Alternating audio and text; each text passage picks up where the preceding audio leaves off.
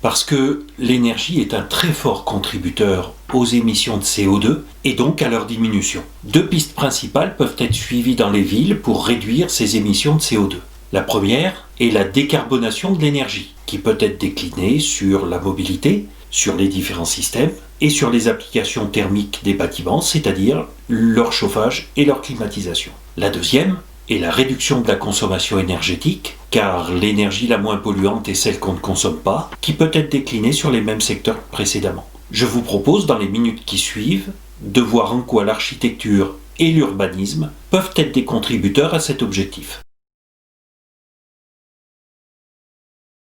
Les bâtiments peuvent désormais être conçus pour réduire les consommations énergétiques. On a assimilé depuis quelques années que les techniques de construction et les matériaux utilisés sont importants. La réglementation pousse à atteindre un seuil d'isolation grâce à des matériaux et des vitrages performants.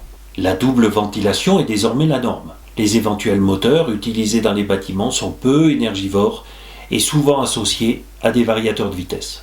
La luminosité et l'exposition au rayonnement solaire modulent le besoin de lumière d'appoint et d'appoint thermique pendant la journée.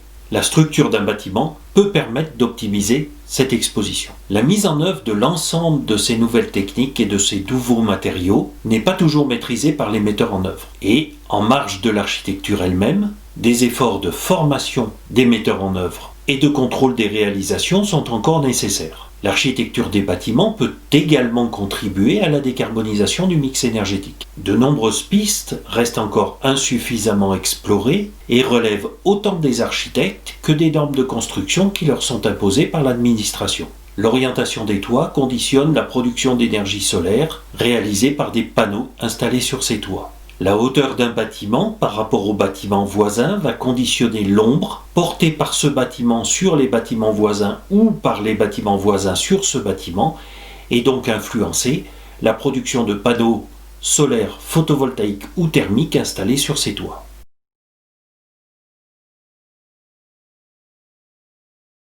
Le développement des énergies locales requiert une prise en compte de l'empreinte foncière de l'énergie, par exemple quand il s'agit d'implanter une usine biomasse, une pompe à chaleur de forte puissance géothermique qui va alimenter un réseau de chaleur, une usine de traitement des déchets pour alimenter également un réseau de chaleur, ou encore la récupération de la chaleur fatale d'une industrie. L'urbanisme influence également la consommation de pointe dans une zone et donc le dimensionnement des systèmes énergétiques de cette zone. Une zone industrielle et artisanale aura sa pointe en journée, alors qu'une zone résidentielle verra le plus souvent sa pointe de consommation en fin d'après-midi ou début de soirée. Une zone mixte, résidentielle, commerciale, artisanale, bénéficiera du foisonnement des consommations, aura une pointe de consommation relativement plus faible qu'une zone spécialisée, réduisant d'autant le surdimensionnement des systèmes énergétiques nécessaires pour passer cette pointe. La mixité des activités au sein d'une zone peut également contribuer à réduire les trajets. C'est le concept de la ville du quart d'heure qui est défendu par Carlos Moreno et dont le principe est que tout habitant dispose, à moins d'un quart d'heure de trajet, si possible à pied, de l'ensemble des infrastructures qu'il utilise régulièrement. Commerce, administration, installations sportives, etc. Le développement de l'agriculture urbaine peut également contribuer à réduire les besoins de mobilité, les trajets, les émissions de CO2 correspondantes. La suppression d'un maximum de trajets est un cercle vertueux. En effet, plus je crée du trafic dans une ville, plus je suis obligé d'allouer de la surface à la mobilité et au transport. Donc plus j'étends la ville. Et plus j'étends la ville, plus je crée du trafic. Aujourd'hui, on peut considérer qu'environ 30% de la surface d'une ville est dédiée aux applications de transport et de mobilité. D'autres pistes peuvent être investiguées pour réduire la place dédiée au transport. Les transports par câble, par exemple, dont l'empreinte spatiale est très faible, sont moins répandus que les transports souterrains, pourtant beaucoup plus coûteux. L'espace qui peut être libéré par la baisse du trafic peut être réinvesti soit dans l'amélioration du cadre de vie des habitants, soit dans la construction et la conception d'une ville plus compacte. L'urbanisation peut être également un vecteur d'efficacité énergétique en mutualisant par exemple certaines applications comme le chaud et l'air froid à travers des réseaux de chaleur et de froid.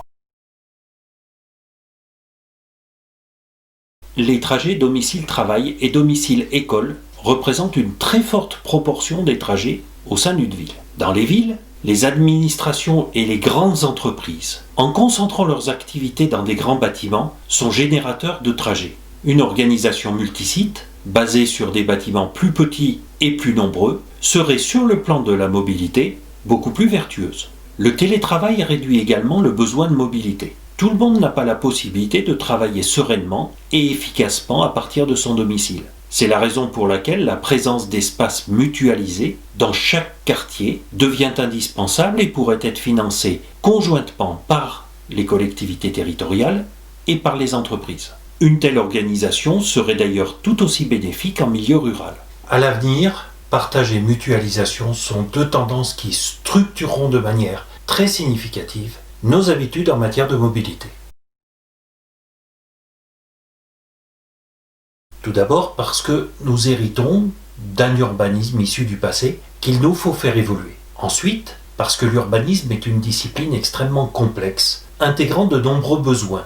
Les transitions énergétiques et écologiques rajoutent une couche de complexité qu'il va nous falloir désormais maîtriser. Enfin, parce que ces évolutions doivent se faire au bénéfice des habitants et des acteurs économiques et non à leur détriment, ce qui va rendre les évolutions plus délicates et nécessairement plus lentes. Mais nous avons désormais la certitude que pour des raisons énergétiques, mais aussi d'acceptabilité, de qualité du cadre de vie, que nous devons reconcevoir nos vies. Et nous observons que dans la plupart des cas, nous prenons déjà du retard dans la prise en compte de ces nouveaux besoins.